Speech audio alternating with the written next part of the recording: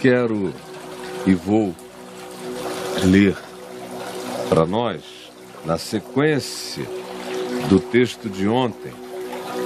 Ontem eu li aqui em Marcos, no capítulo 10, sobre o perigo das riquezas e quando é que as riquezas se tornam totalmente perigosas. E expliquei. Quem não assistiu ontem, procure no meu canal no YouTube ou mesmo no Face. Essa mensagem está lá, de ontem. E aquele contexto dito ontem é importantíssimo para quem está chegando agora. Mas eu não tenho tempo para explicar tudo outra vez. Vou ler no capítulo 10 de Marcos, na sequência, do verso 32 ao verso 34, agora no imediato. E que diz assim: depois daquela conversa toda, quando eles viram e quebraram, deveriam pelo menos ter quebrado a falsa ideia de que riqueza é sinal de prosperidade, conforme Jesus disse, não é, ao contrário, é difícil um cara que ama e confia nas riquezas entrar no reino. Muito difícil. É um milagre de Deus que qualquer um entre. Assim, alguns entrarão, mas aqueles que confiam e amam o poder material da riqueza matam seu espírito, porque inverteram a ordem e o significado das coisas, e a inversão do significado das ordens e dos valores universais estabelecidos por Deus mata o espírito. O espírito só nasce, cresce, se desenvolve na direção da luz. E a luz só é um derramar real para o espírito quando a canalização é através dos significados e dos valores e das importâncias estabelecidas pelo Senhor da vida, que são as leis da vida. Então, quem quer que creia nisso, viva pela fé nisso, esse tem um espírito que recebe sol, água e luz. Quem não crê nisso, como por exemplo aqueles que colocam a sua confiança nas riquezas e nos poderes deste mundo, são como aqueles que existem nas trevas, na escuridão. Seus espíritos são plantas que não crescerão, são sementes que não abrirão, são potenciais que nunca darão fruto. Esse é o sentido do que Jesus fala sobre o perigo das riquezas. É quando essa inversão de significados se estabelece no coração humano e se estabelece no coração da maioria.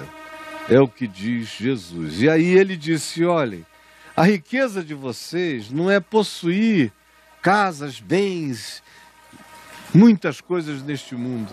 A riqueza de vocês são relacionamentos.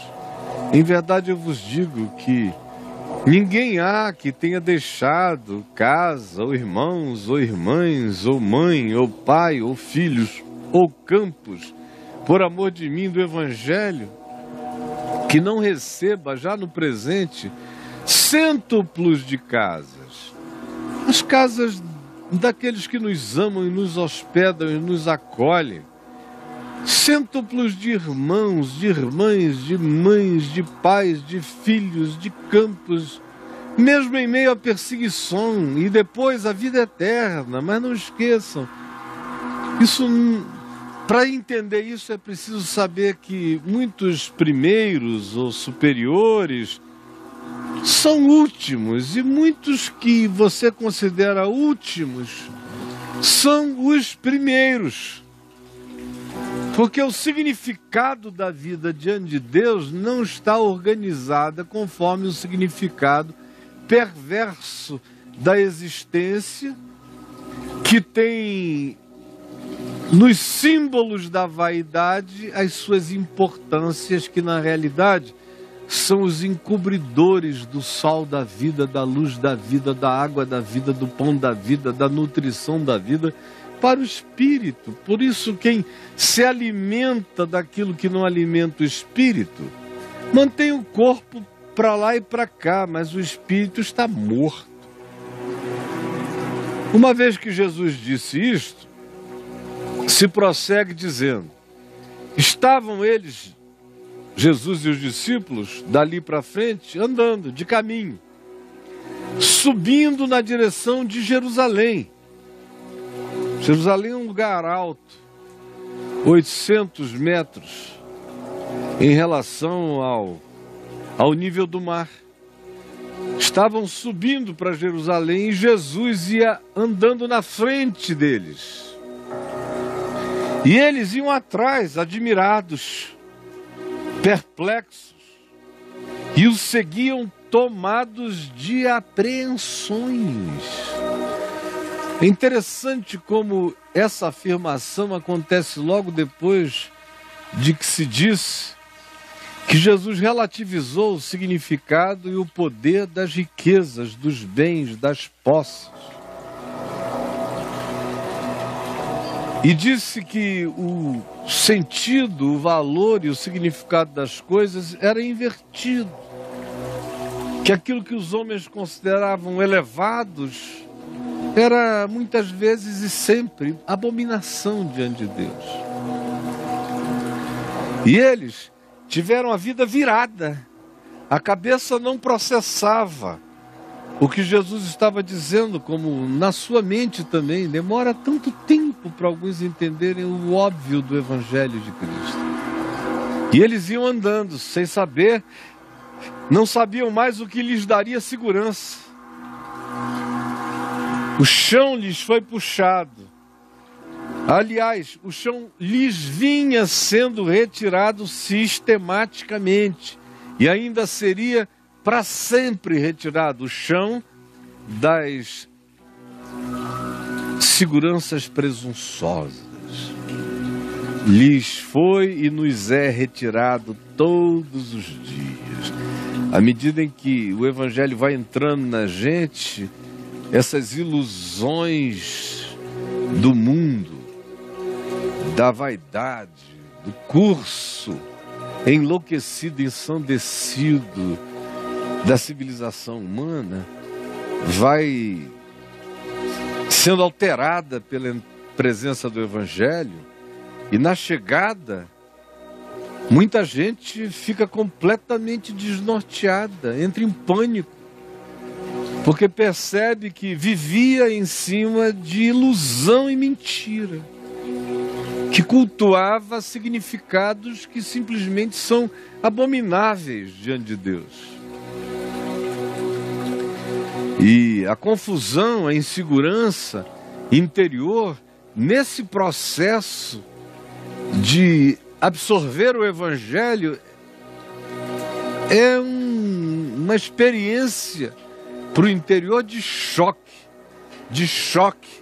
até que você definitivamente dá razão a Deus, e aí a alteração que vai acontecendo, os ressignificados que se vão instilando e introjetando em nós, já não nos apavoram. A partir de um certo ponto, eles só nos edificam, nos alegram e nos engravidam de mais certeza e mais esperança.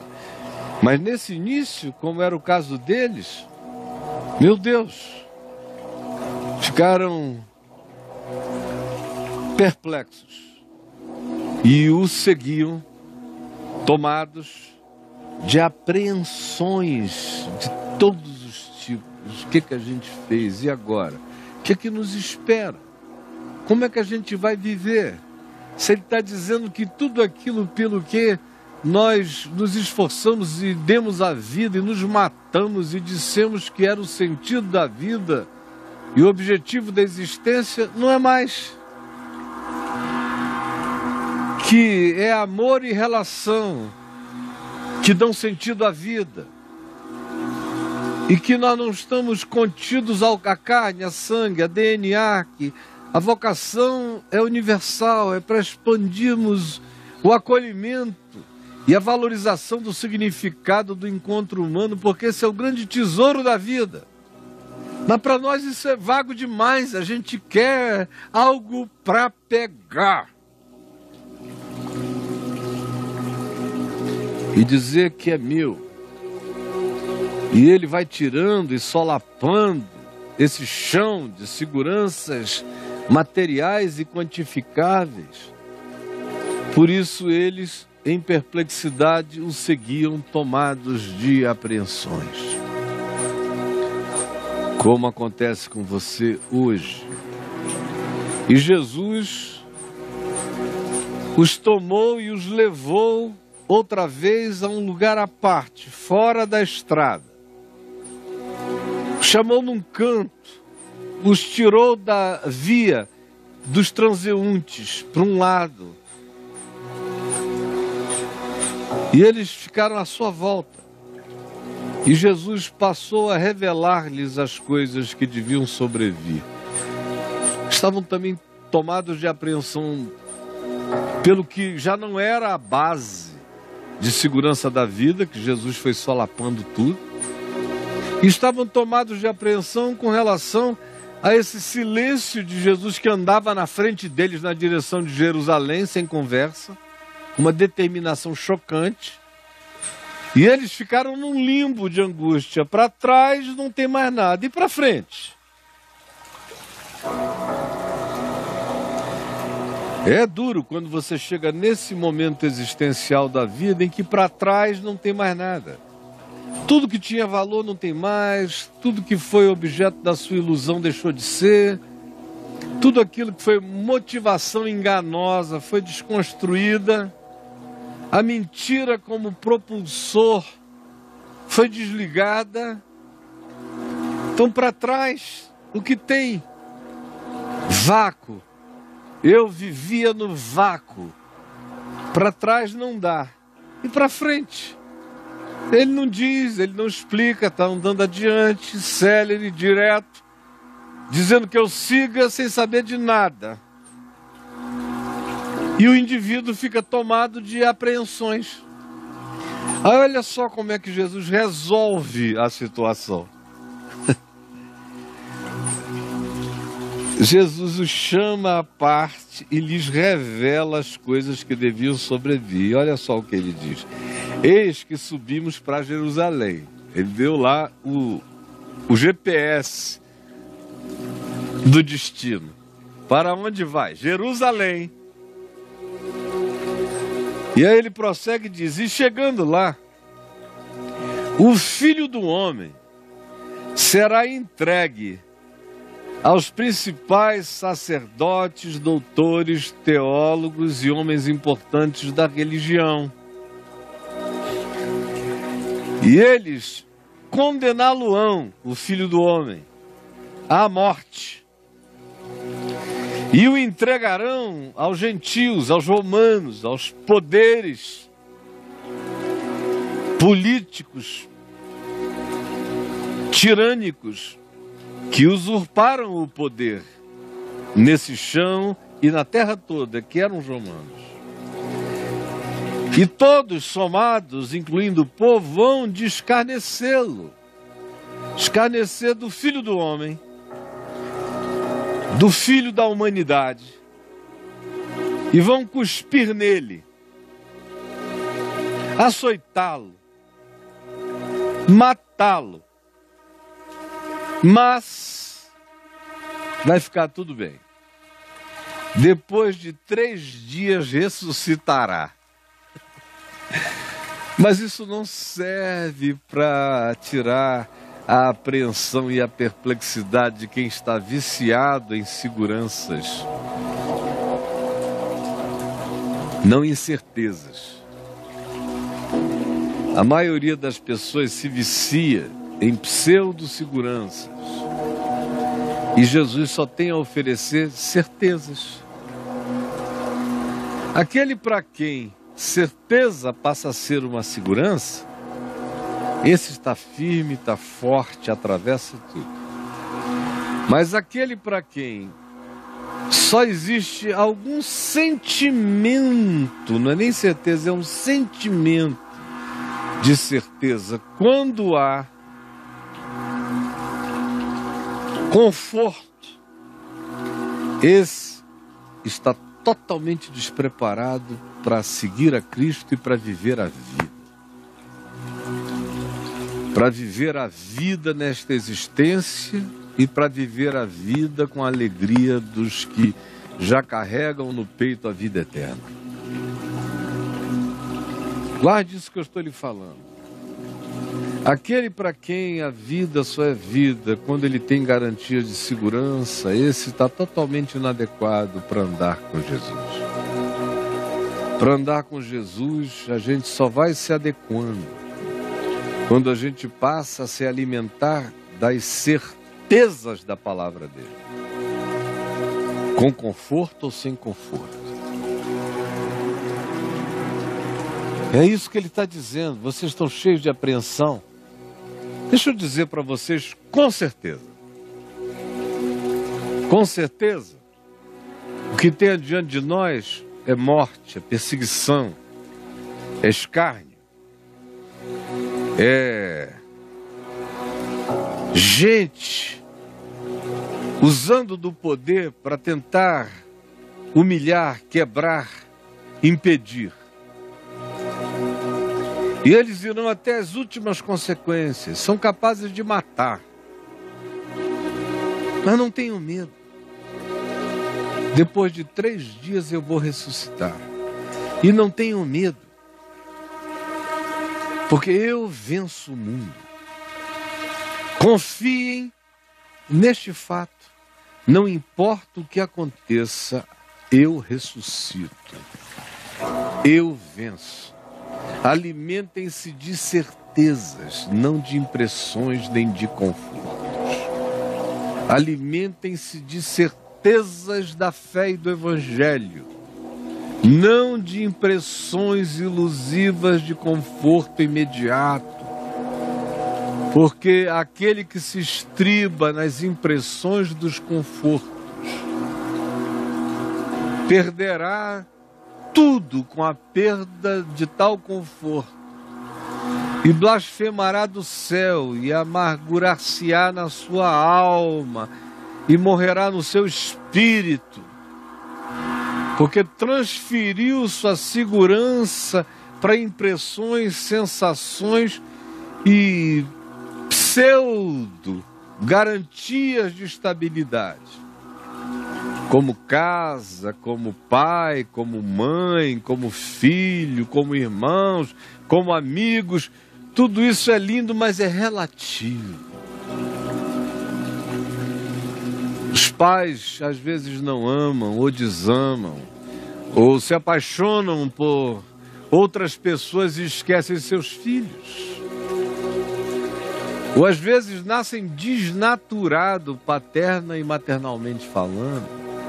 Filhos às vezes se tornam verdadeiras víboras venenosas contra os pais.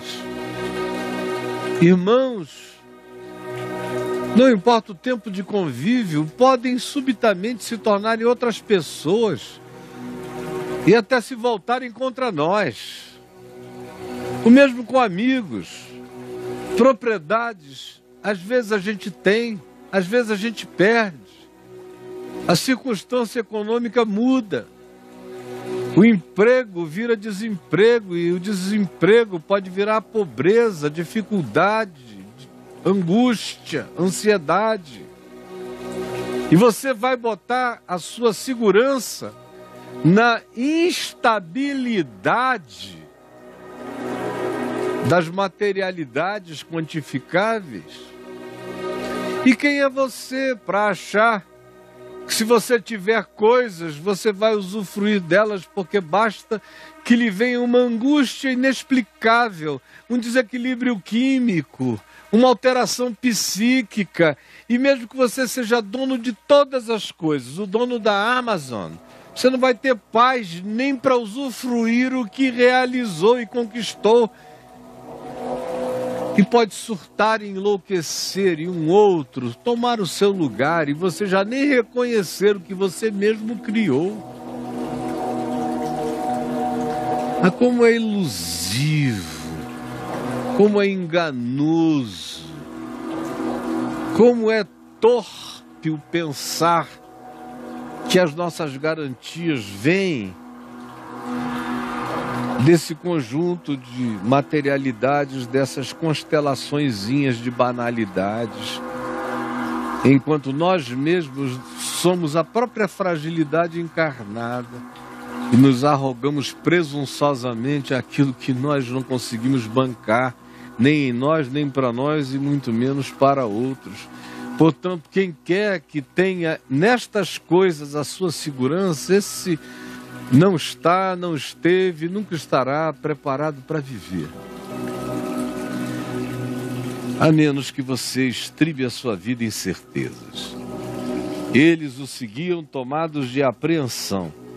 E Jesus lhes deu certezas. Querem saber o que vai acontecer? Perrengue. No mundo tereis aflições.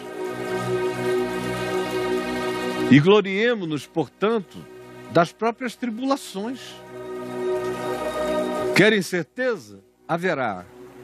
Viver dói, tudo dói. Nascer dói, crescer dói, adolescer dói, a juventude dói, a responsabilidade adulta dói, o envelhecimento dói, o morrer dói. Dor, traição, perseguição, incompreensão, entregação, morte, humilhação, está no pacote. Agora, tem uma coisa que vocês têm que saber. Existe a ressurreição. Eu vou passar por isso tudo e no terceiro dia ressuscitarei. Me sigam, quem me segue, atravessa isso tudo e desabrocha na ressurreição. E quando você aprende a carregar a certeza da ressurreição, aí tudo mais se torna castelo de areia em total desimportância. E o desapego é crescente no coração. E quanto mais desapego, mais equilíbrio, mais lucidez, mais liberdade, mais coragem. E quanto mais você estribe a vida na certeza da fé, na palavra que não mente, na palavra da realidade que diz: no mundo é assim mesmo, mas tenham bom ânimo. Eu sou aquele que ressuscita de entre os mortos. Eu sou o Filho do homem, e todo homem que queira ser filho da esperança do Filho do homem viverá e atravessará todas as tribulações, sabendo que ele já é habitado pela ressurreição dos mortos. A minha invencibilidade é saber que nada vai me impedir de viver como um filho da ressurreição, nem a morte, nem a vida, nem as coisas do presente, nem as do porvir, nem altura, nem profundidade, nem anjos, nem principados, nem potestades, nem poderes, nem qualquer criatura de qualquer dimensão, nem demônios, nem diabos, nada poderá me separar do amor de Deus por mim, que foi e já está revelado em Cristo Jesus, por mim, por você e por todos. Esse é o poder que vence o mundo. Esta é a fé, esta é a vitória, essa é a consciência em fé que sossega as apreensões, que mata a ansiedade e que coloca a gente no caminho renovado de esperança invencível, que diz: não procurarei nenhum mal, fugirei de tudo quanto, sendo ruim, se possa desviar. Mas aquilo que porventura me chegar, me vier e me visitar, ou aquilo que se interpõe na direção do meu caminho e da minha missão, e que me acometa como dor, não me matará. E se me matar, não me matará. Porque eu já não sou mais alguém que possa ser morto. Eu sou a própria manifestação da ressurreição como uma existência que se move na pulsão da esperança eterna. Todos os dias. Isso é poder. Isto é força.